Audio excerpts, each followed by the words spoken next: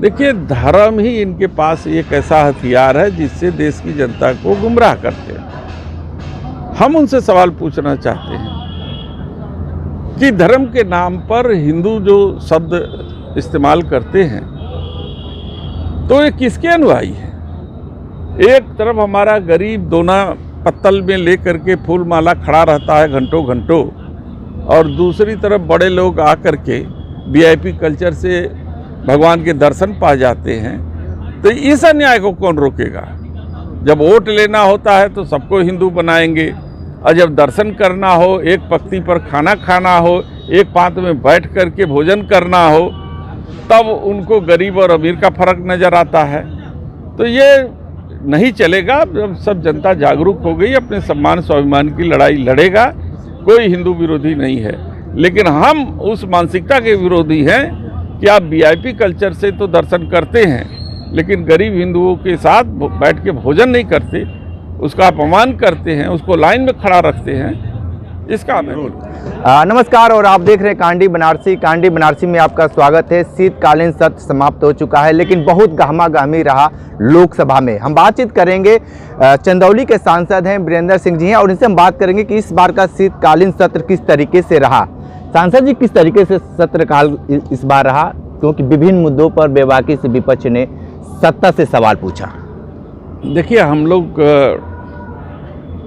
सदन से अपेक्षा करते हैं कि सरकार इसको चलाने में मदद करे, क्योंकि जिम्मेदारी सरकार की होती है। हमारी मंशा ये थी कि जो ज्वलंत मुद्दे हैं जिसमें आम जनता प्रभावित हो रही है, चाहे SIR का मुद्दा हो, चाहे आपका पोल्यूशन का मुद्दा हो, या फिर अन्य तमाम ऐसे मुद्दे हैं जैसे TET का मुद्दा है, ये जो जय राम जी बिल लेकर के आए हैं वो मुद्दा हो, अभी गुटखा को लेकर के एक बिल उन्होंने 2025 में अमेंडमेंट ले आए थे। तो ये सारे मुद्दे पर हम लोग अपना पक्ष रखना चाहते थे, लेकिन सरकार नहीं चाहती थी कि विपक्ष की मंशा सामने आए, या उनका जो हिडन एजेंडा है, वो हिडन एजेंडा जो है वो जनता के सामने आए। जैसे मनरेगा की बात आप कहते हैं कि उन लोगों ने एक नैरेटिव बनाने की कोशिश की कि हम सब जी राम जी के नाम से हम लोगों को है, लेकिन जी राम जी के नाम से किसी को नफरत नहीं, अपने आराध्य देव से किसको नफरत हो सकती है?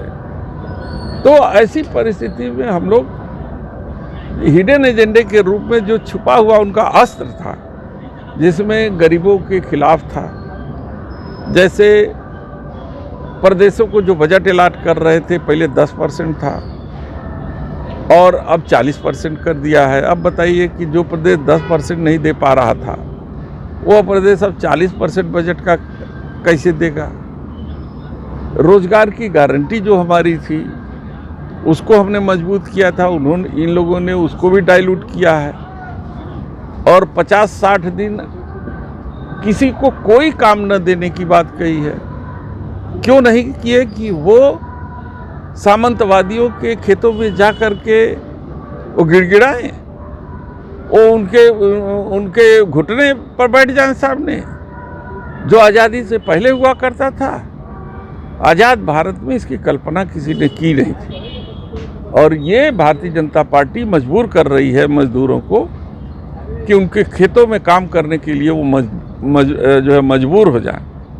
और बहुत से ऐसे लोग हैं जो नहीं झुकेंगे स्वाभिमान के आगे, वो पलायन कर जाएंगे। तो पलायन करके जाएंगे कहाँ? वो जाएंगे गुजरात जाएंगे, महाराष्ट्र जाएंगे, बंगलोर जाएंगे, केरल जाएंगे, जहाँ इनके मित्र उद्योगपति बड़ी बड़ी फैक्ट्रियाँ लगा करके इंतजार में बैठे हैं कि यूपी, बिहार, झारखंड और गरीब प्रदेश से मजदूर आवें तो हम उनको अपने कामों में लगाएं, उनका शोषण भी करें। इन्होंने श्रमिक कानून भी बदल दिया है कि 12 घंटा आप काम करेंगे, कोई ओवर टाइम नहीं होगा। आपको बिना बताए, बिना नोटिस दिए आपका कान पकड़ करके आपको फैक्ट्री से बाहर कर देंगे, आप इसकी आवाज़ तक नहीं उठा सकते। ये सब सारे नियम कानून इन्होंने अपने लोगों के हित के लिए बनाए थे, इस पर हमारा विरोध था। विपक्ष के लोग ये कहना है कि गांधी का नाम हटा रहे हैं लोग, और जब गांधी जी को जब गोडसे ने मारा तो हाय राम के नाम लिए। तो आप क्या मानते हैं? कांग्रेस के लोगों ने और विपक्ष के लोगों ने सीधे तौर पे ऐलान कर दिया कि भाई इसकी लड़ाई लड़ेंगे। भाई हम तो कह रहे हैं कि ये लड़ाई अभी बंद हुई नहीं है। जैसे अरावली के पर्वत को गिराने की प्रदूषण के पक्ष में, और जो है कि एनसीआर को प्रदूषण से बचाने के लिए जो अरावली पर्वत को खोदने की इन लोगों ने आदेश जारी कर दिया है, इन सब को बचाने के लिए हमारी लड़ाई जारी रहेगी। मनरेगा मजदूर के जो काम की जो गारंटी है, जो रोजगार की गारंटी है, उस गारंटी को बनाए रखने के लिए हमारी लड़ाई जारी रहेगी। वो नियम बना ले, कानून बना लें, लेकिन ये लोकतंत्र में विरोध के स्वर को नहीं दबा सकते, और हम विरोध करते रहेंगे उनका।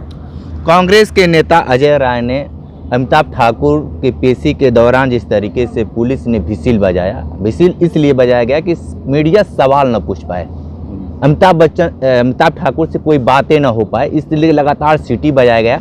अब प्रेस कॉन्फ्रेंस करके जिस तरीके से ये मुद्दा बना दिए हैं अजय राय ने, उसको लेकर अब जिस तरीके से बातें हो रही है, तो अमिताभ ठाकुर को लेकर क्या कहेंगे, और खासकर बनारस की पुलिस? देखिए, अमिताभ ठाकुर के बारे में उससे कोई दो राय नहीं है कि वो एक ईमानदार पुलिस अफसर था, और समय समय पर जनता के मुद्दों, और चाहे किसी की भी सरकार हो, अगर उसके खिलाफ अन्यायपूर्ण कोई कार्रवाई होती है तो उस पर आवाज़ उठाते रहते हैं। अब इनको किस जो है कि कौन सा इन्होंने अपराध कर दिया कि इनको इस तरीके से जेल में ले आकर के बंद कर दिया गया है, और जब प्रेस से भी बात करना चाहते हैं तो नहीं करने दिया जा रहा है। तो ये तो इस सरकार और इस पुलिस की कार्यशैली है।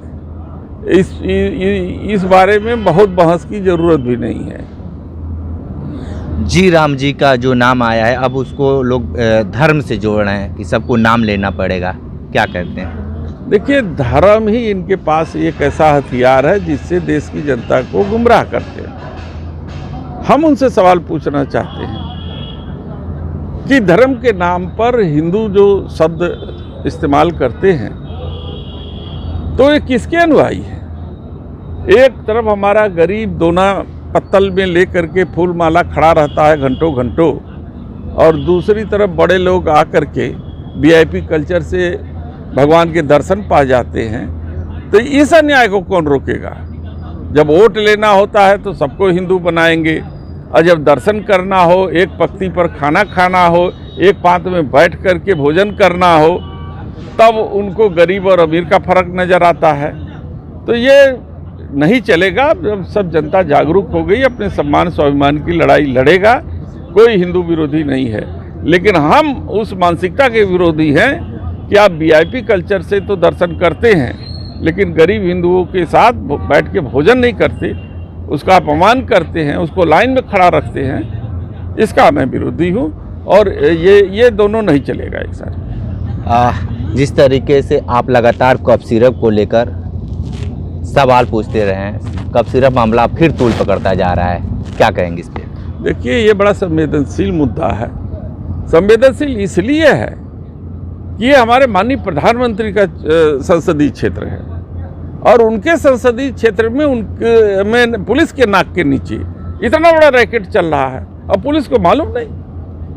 कौन ऐसा राजनीतिक व्यक्ति है जिसका संरक्षण उनको प्राप्त था, जिनके सामने ये पुलिस भी दबी हुई थी?